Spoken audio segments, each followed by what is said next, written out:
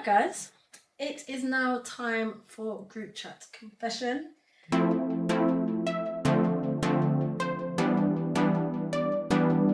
This one has been sent in to us. This one was given to me. Anyway, you get what I mean. So I'm just going to get straight into it. So this one says, "Am I being ungrateful?" Hey girls, love you guys and love the podcast. Thank you. Thank you very much. I am sending this in as a very overworked and overwhelmed person. At the start of Feb, I got the job of my dreams. And to make things even better, it's above the pay grade I was looking for, so lots to be thankful for. However, since starting this job, I hate it. I hate the way they operate. I'm currently working in a team of 3 people and the workload is a lot, so I've been bundled with an extreme amount of work, which is causing me to feel extremely overwhelmed. I don't feel I fit in the team and it's making me feel extremely down and I'm really struggling. I'm thinking of quitting the job, but it's the job that I prayed for. I feel bad feeling like this, especially in a time when the job market is so bad and so many people are struggling to find work. Am I being ungrateful? Should I quit? I just don't know what to do. It's hard because so many people rely on me financially, so quitting could possibly put myself and my family in a really tight spot, but I just can't cope. I feel as if I'm even acting out of character and lashing out at the people closest to me. I'm just angry and agitated all the time. It just doesn't feel worth compromising my mental health. What would you guys do if you were me? I'm not going to lie. From past experiences, you shouldn't quit unless you have a second option. Especially when there's people depending on you. I understand, I know that feeling, fam, trust me. Of that, you pray for a job and then you get in the job and you realise, fam, this is a lot. Yeah. And I feel like she's very much entitled to feel that way. Because I even saw a funny TikTok as well. One thing about this podcast, we love TikTok, honey. We love But I saw a TikTok and it was like a joke, but like the girl was crying, yeah. And the caption was like, when you're waking up to go to the job you prayed for, and she's just crying, like. But it's that real. It's that real, and I even get the guilt of like, fam, I remember being on my knees praying for a job like this, like. But unfortunately, especially what I've noticed the older I've gotten, there's certain things as an adult that you just have to get on with. Do you get what I mean? Like, it's because as well, the fact that people are depending on her. If she didn't have any type of dependence, I would still be like, plan your exit, but have something backed up. Because I promise you, a job stress is better than unemployed stress. I promise you from now. Listen when we say it is not, it's much harder and much more stressful, and it plays on your mental health more when you're unemployed than when you're employed. It's just because she's going through something now, it feels like the worst thing in the world.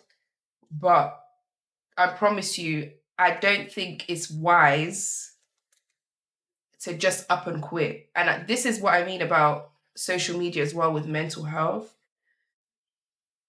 There's certain moments in life, it's going to be stressful. Even when you get the job of your dreams, there's going to be moments where it's stressful. Yeah. Like, we can't just keep leaving every time when we feel a bit of discomfort. I'm not saying that that's her story. Yeah. Because it does seem to be affecting her a lot. But maybe, like, make some time in your schedule for yourself so that you have some type of escape.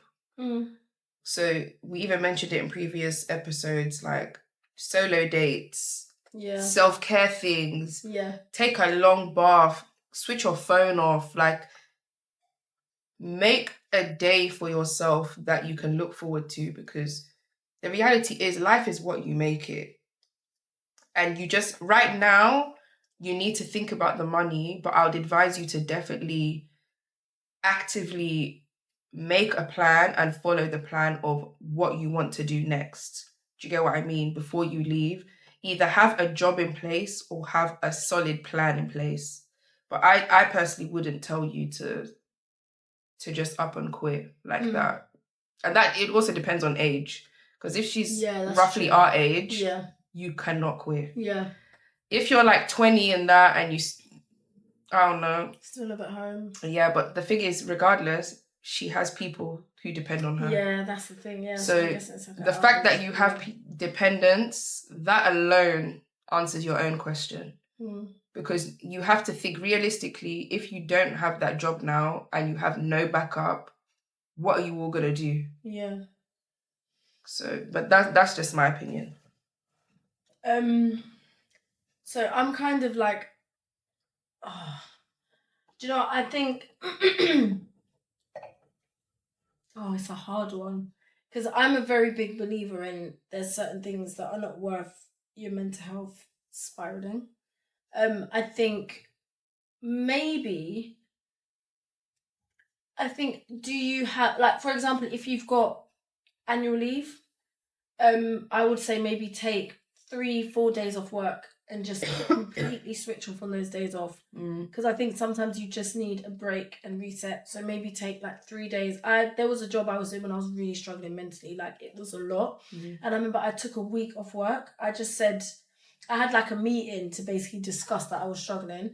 And then I said, you know what, I'm going to take some time off. And I took a week off and I reset, and it was the best thing. Like, I was just able to reset, and then I was able to come back and get back into it. Maybe if there's someone that you can speak to, like a manager or someone, and say, listen, I am struggling with this workload, and try to find ways to make it work. I think if you can kind of exhaust all the options that you have before making such a massive decision. And I think if you get to a point where you're like, I physically cannot do this anymore, then maybe think about walking away from it. But I think in that time, preparation is key. Yeah. So maybe like give yourself like a 2 or 3 month mark and say, look, I'm going to firm this for 3 more months. But in that time, put away money. Like, apply for different jobs. Yeah, apply for different jobs. Go for interviews. Yeah, go for interviews, get yourself out there. I definitely think as well, if you really cannot like find anything and you're really struggling that much, work and just put money aside so that you can say to yourself, okay, cool, I have to walk away from this now, but at least have something there in place to get you for a certain amount of time and see maybe if that could work for you. But I think definitely exhaust all the options you have before you make the rational decision of being like, I'm just not going to do this anymore. Because I think you could do that and then you could find yourself in even deeper shit, and then shit is even harder. And that's what I'm afraid of for her. Yeah. Because I think it sounds good to say like, well, if your mental health is affected, just leave. But the reality is your mental health is going to be worse when you have nothing to fall back on. So I definitely do agree with you. Definitely utilize your annual leave. But also, it also kind of depends on how she is as a person, because there's certain people who are so affected by their job.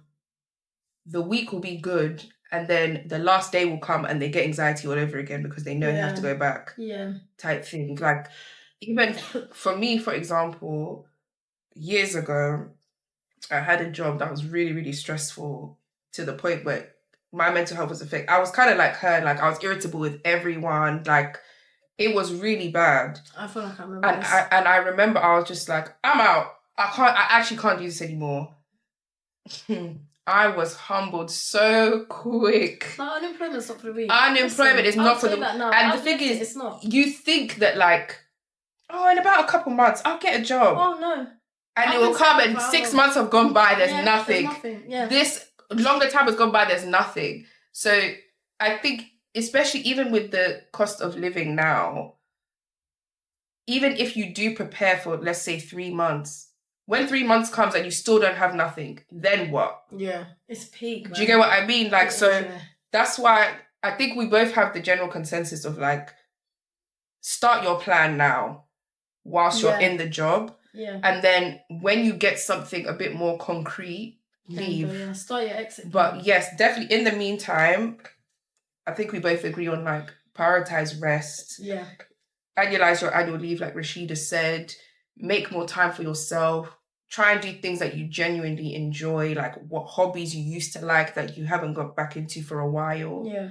Even if it's something like dancing, for example, even if you can't afford dance classes, YouTube as well, they have millions of dance classes on YouTube. It's free. Like Rashida said, do something that's completely away from what you do for work. And I think that will help, but I don't think you should just up and leave without some type of plan in place, especially with dependents. You can't afford to do that. No, it's too much. That's what you have to think of, because regardless of who the dependents are, even if it's a parent with children, your kids have to eat. Yeah. Like there's certain things that you have to you just have to put on your back and go through the motion. And I definitely I'm big on mental health, but there's certain situations that you don't have the privilege of thinking about that right now. And that's the honest truth. Like, you can't think about your mental health right now. You have people depending on you. Yeah. If you put your mental health first, people won't eat. Like, this is what I'm saying. So it's such, and I feel for her because it's such an unfortunate situation. It's horrible, But in this moment, start planning your exit from now whilst you're still working. Yeah. Because then as well, it'll kind of put the battery in your back to keep going for whatever it is you want to go for. Yeah. As soon as you get it and it's concrete, deuces. See you later. See you later. And another point to make, you're not ungrateful. Yes. You're struggling. You're not ungrateful. I think it's very much a thing to think that, like, oh, I'm so ungrateful because I've like done this thing and it's not working out. The whole point of life is to try things, and some things are not for you. Yeah. You're not ungrateful. You've taken this job. You show up every day. So therefore you're not ungrateful, because you could just be like, fuck it, I'm leaving. I'm bouncing. But you're there. You show up every single day. So you need to give yourself credit for that. 100%. I couldn't have said it better. Come on. Clap it, sis. Clap that. Clap that.